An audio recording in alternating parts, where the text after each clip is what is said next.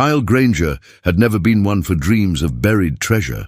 After 15 years tending Coldwater Point Lighthouse, he measured value in the steady sweep of the Fresnel lens, the comfort of routine, and the companionship of his black and tan Labrador Ranger. So when a trio of real estate appraisers arrived on a wind-scraped Monday to declare the lighthouse structurally unsound, historically unremarkable, and fiscally worthless, Kyle merely shrugged. The Coast Guard wanted to decommission the tower and sell the land. The appraisers assured him no one would pay more than scrap value. That night, Kyle stood on the lantern deck watching waves hammer basalt cliffs, feeling something inside him fracture. Worthless, Coldwater Point had guided thousands of mariners through hurricane gales. Its beacon had been the last light seen by sailors who never returned. Calling it worthless felt like erasing ghosts. Ranger seemed to sense the shift. The usually mellow dog became restless, pacing the perimeter fence nose to the ground. 2 days later, Kyle woke to frantic barking. Ranger had uprooted an old drainage grate behind the oil house and was pawing at the dirt beneath. No amount of scolding stopped him. With every swipe of his paws, he glanced back at Kyle, eyes demanding trust. Something, instinct, desperation, faith, made Kyle fetch a shovel. 3 feet down the blade struck iron, ringing like a cathedral bell. Together, man and dog unearthed a rust-flecked trapdoor, sealed with a ship S-wheel instead of a lock. Stamped into the metal was a date that shouldn't have existed, 1741. 70 years before the Lighthouse AS documented construction. Coldwater Point wasn't worthless. It had been hiding a secret older than the United States. What do you think lies beneath that hatch? And where in the world are you watching from? Drop a comment. We read every theory and love meeting viewers across the globe. Kyle's trouble began with a letter bearing a crisp Homeland Security seal. It thanked him for exemplary service, informed him that automated beacons now covered Coldwater Point sector, and gave him 90 days to vacate before public auction. The next week, the appraisers arrived, 3 men in matching windbreakers, clipboards bristling with forms. They measured masonry depth, photographed salt-blasted bricks, and muttered about excessive maintenance costs. One even kicked a foundation stone like a used tire, then scribbled, "Beyond economical repair." Kyle followed them room to room, cheeks burning. He showed them logbooks signed by captains saved from certain wreck, the original brass clockworks still ticking in precision, photographs of keepers dating back a century and a half. They nodded politely, unimpressed. Heritage was not on their checklist. Ranger trailed the group, ears flat. When one appraiser stepped too close to the dog's food bowl, Ranger emitted a low growl that froze the man mid-stride. "Unstable animal," the appraiser sniffed, jotting another note. Kyle bit his tongue. He needed his pension processed without friction. The verdict landed in a thin envelope 3 days later. Coldwater Point, estimated value $8,000, based solely on salvageable copper and iron. Kyle read it twice, then read it aloud to Ranger as if to make it less real. The dog's response was to trot to the back door, tail rigid, whining to be let out. Kyle followed him into a salt-laden dusk, wondering whether the lighthouse truly had nothing left to give. That was the evening Ranger discovered the loosened grate. His claws clanged on iron, echoing into unseen hollows. Something below answered, a faint metallic reverberation like chains stirring far underground. Kyle's pulse spiked. Coldwater's foundation hid more than soil and stone. The appraisal report fluttered from his pocket, landing in a puddle. Kyle left it there and fetched the shovel, enjoying the mystery so far. Tap subscribe so we can hit our first 1,000 supporters. Your click helps keep this story shining. The trapdoor's wheel was fused by centuries of rust. Kyle doused it with penetrating oil, waited, then leaned his weight into each spoke. With a grinding shriek, the wheel turned. Ranger backed away, hackles bristling as dank air wafted up, cold, metallic, laced with a floral note Kyle couldn't place. A spiral stair of wrought iron descended into darkness. Its craftsmanship was exquisite, steps etched with wave motifs, railing capped by a serpent biting its own tail. Kyle aimed his flashlight down the shaft. 40 feet below, the steps ended at a stone floor, glimmering with moisture. No spiderwebs, no dust. Someone or something had been here recently. He hesitated. Ranger's nose pressed against his thigh, urging. "Stay," Kyle whispered, knowing the command would be ignored.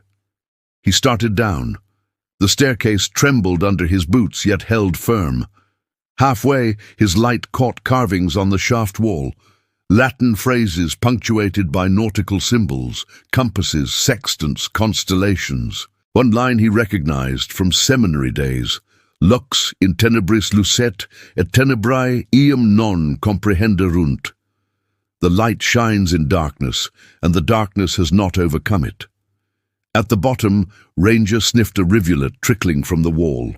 Fresh water, ice cold. Ahead stretched a corridor lined with sconces still holding whale oil lamps. Kyle touched a wick. It crumbled to powder. Whatever activity had kept dust away hadn't included lighting these halls. They reached a bronze door engraved with an 8-pointed star.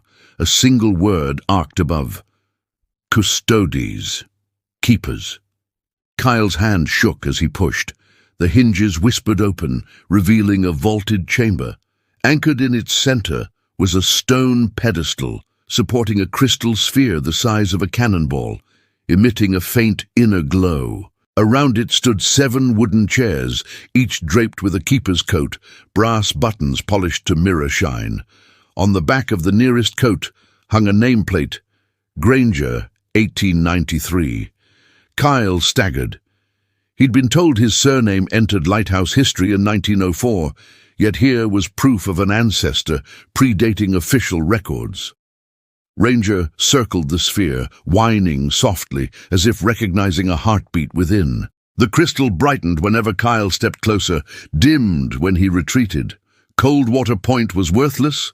The thought now felt grotesque.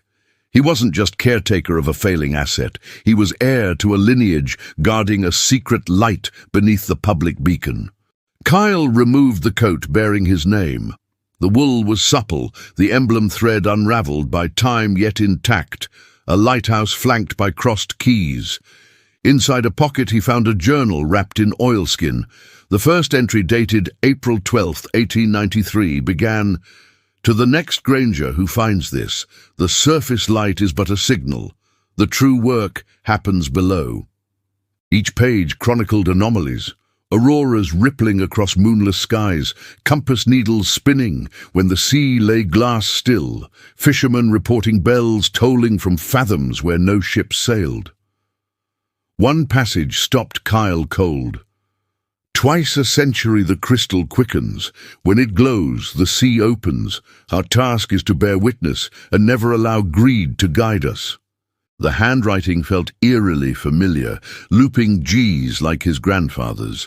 Ranger's ears twitched toward a distant clank. Footsteps? Kyle killed the flashlight. Darkness sluiced in, but the crystal emitted enough radiance to reveal another doorway across the chamber ajar. Someone else had entered recently. The journal S final entry warned of men who measure value in coin alone, and urged any Granger to protect the locus even from the crown. Kyle's memory flashed to the appraisers. Could their visit have been more than bureaucratic housekeeping? He recalled their interest in the basement, questions about subcellars, unusual vibrations. At the time, he'd dismissed them as nosy. Now he wondered if they knew what lay beneath. He replaced the coat, pocketed the journal, and photographed everything. His phone immediately shut down, battery drained, though it had been full. Ranger growled low. The crystal pulsed brighter, casting patterns on the vaulted ceiling. Maps? The shapes resembled coastlines, islands constantly shifting as though charting tides no sailor had ever seen. Kyle sensed the lighthouse above, its tower suddenly just a facade. The real beacon, this living crystal, was older than the structure, older perhaps than charts themselves.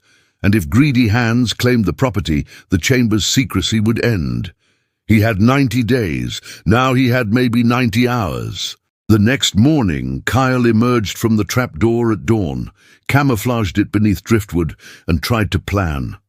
Coffee had barely brewed when a white SUV rolled up. Out stepped the lead appraiser, Mr. Dalton, this time wearing a Department of Interior badge. "Mind if we finalize inventory?" he said, tone too smooth.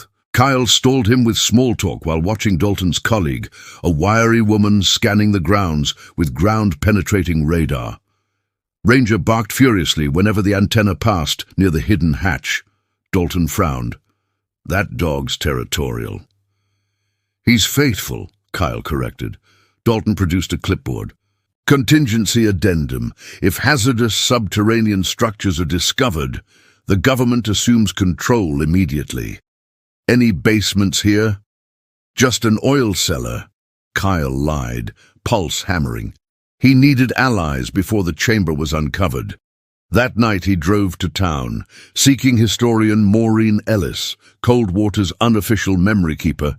In her cluttered cottage, he revealed the journal. Maureen read in stunned silence, then hurried to shelves stacked with parish records. She located baptism entries for Jonathan Granger, keeper 1893, and scribbled beside them an odd notation. "Lux Custos, Light Guardian." "Your family were charter members of a secret society," Maureen whispered. "Our archives say they protected an inland star that must never fall into Imperial hands." "Fascinating but thought legend. You've found it, haven't you?" Kyle nodded. He convinced Maureen to safeguard digital copies of the journal and send snippets to journalists specializing in maritime mysteries. Insurance if the government moved against him. They drafted a press release hinting at undocumented colonial artifacts under threat from hasty land transfer. Not the whole story, too unbelievable, but enough to spark public scrutiny. Driving back, Kyle noticed Dalton's SUV parked on the roadside, interior lights on, occupants studying blueprints. Ranger snarled softly. The countdown had accelerated. Returning underground, Kyle found the crystal sphere brighter, its glow now a steady heartbeat. He wondered if human attention, or approaching danger, stimulated it. He recalled the journal. "When greed encroaches, the star awakens." He set up a tripod and filmed as the crystal's surface swirled like storm clouds. Ranger padded to a recess Kyle had missed, an alcove containing a brass telescope pointed at a quartz window in the ceiling. He peered through it and gasped. The telescope aligned not with the sky but with the crystal, magnifying interior structures. Filaments spiraling around a dark core that pulsed red gold, like magma breathing under ice. He realized the crystal wasn't solid. It was a vessel. Could it be alive? The notion felt absurd, yet the sphere's warmth increased when he laid a hand on it. Ranger licked the glass and light flared, projecting an ephemeral map on the chamber wall. It showed Coldwater's coastline during the next spring tide, annotated with luminous runes. One rune hovered over the lighthouse itself. Kyle interpreted the message as a warning. The upcoming tide held significance. Perhaps the sea opens referenced in the journal occurred then. If Dalton seized control before that date, whatever event the crystal orchestrated would be in hostile hands. He copied the projection onto parchment, old-school methods immune to electronic sabotage. Each stroke deepened his conviction that the lighthouse was a fulcrum between worlds, past and present, land and sea, greed and guardianship. And he, the reluctant sentinel, now carried responsibility none of the appraisers could fathom.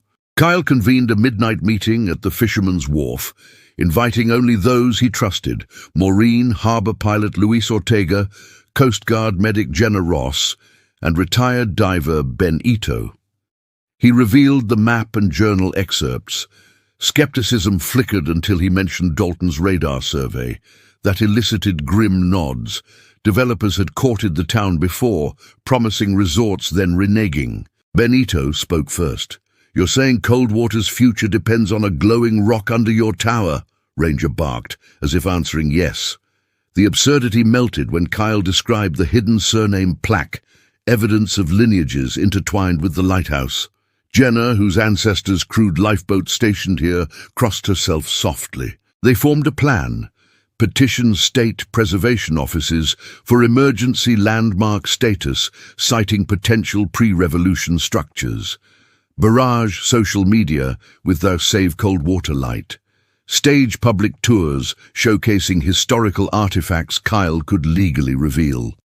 Meanwhile, Luis would discreetly disable Dalton S. radar by accidentally slicing a cable while mooring his tug. Small delays, but enough, Maureen cautioned. Dalton represents powerful interests. Expect pushback. Kyle knew. But he also sensed the crystal lending strength. Every time he planned defense rather than profit, its glow warmed.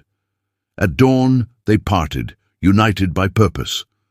Kyle trudged back up the cliff path under gull cries, Ranger at heel.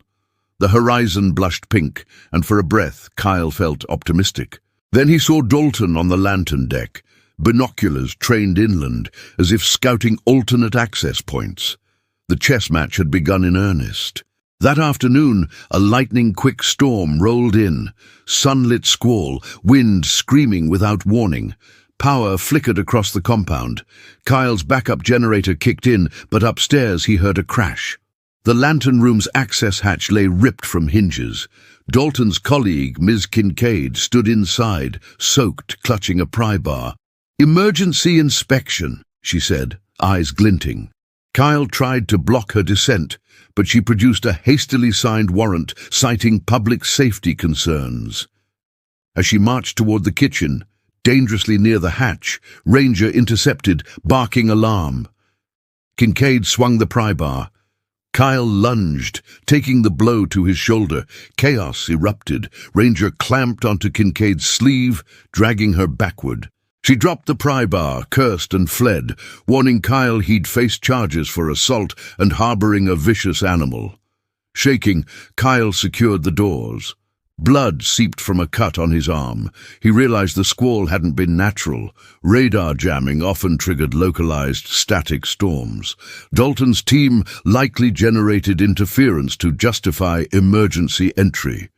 He radioed Jenna, who patched him to her Coast Guard commander. Kyle filed an incident report, highlighting the unauthorized storm-chasing tech he'd glimpsed in Dalton's SUV. The commander promised investigation, a bureaucratic inch gained. That night, the crystal's glow surged bright enough to silhouette Ranger's ribs. Kyle feared overexposure, but sensed the sphere feeding on truth revealed. The more Dalton violated the covenant of stewardship, the more the crystal prepared to answer. Springtide arrived beneath a hunter's moon. Kyle, Ben, and Jenna gathered underground. Ben carried diving gear, Jenna portable sonar. The map's rune hovered above the lighthouse, this moment. At 02:14, the crystal emitted a resonant hum felt in bones rather than ears.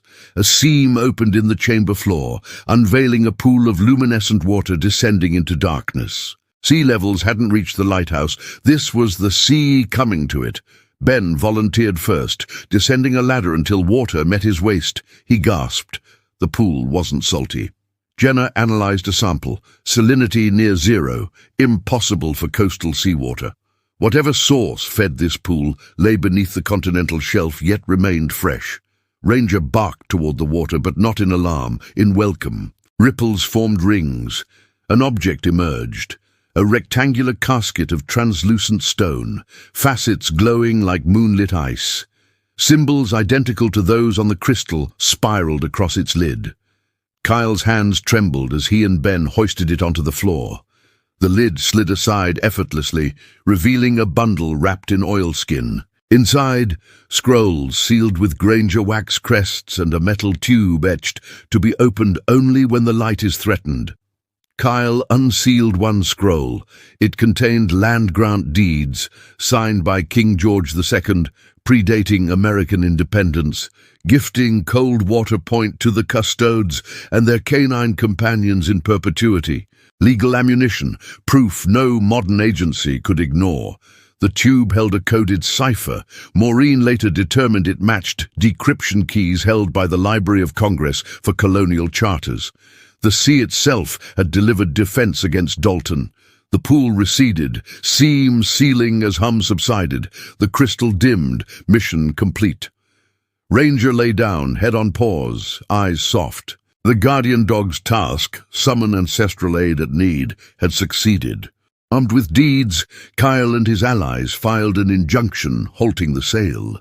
Dalton's superiors arrived fuming but powerless against colonial charters recognized by federal law.